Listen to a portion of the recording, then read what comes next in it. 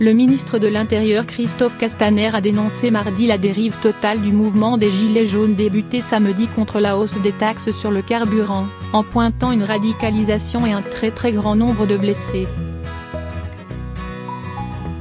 On voit bien aujourd'hui qu'on a une dérive totale d'une manifestation qui pour l'essentiel était bon enfant samedi. On voit qu'on a une radicalisation avec des revendications qui ne sont plus cohérentes, qui vont dans tous les sens, a déclaré M. Castaner sur France 2. Les manifestations, qui se poursuivent mardi matin en ciblant les autoroutes et les dépôts pétroliers, ont fait un mort et 528 blessés, dont 17 touchés grièvement. Christophe Castaner a notamment évoqué le cas de 3 policiers blessés à coups de boule de pétanque et l'intervention des forces de l'ordre dans la nuit à Langueux, Côte d'Armor, pour déloger d'un centre commercial des hommes qui avaient des barres de fer et des cocktails Molotov.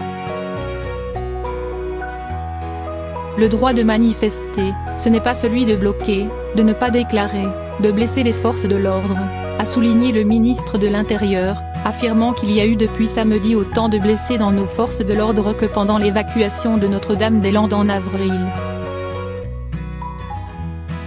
Il y aura aujourd'hui des contrôles d'identité et des verbalisations, a-t-il averti, invitant les gens qui sont très pacifiques, mais qui sont emportés par ceux qui sont plus radicaux, à rester dans un cadre légal.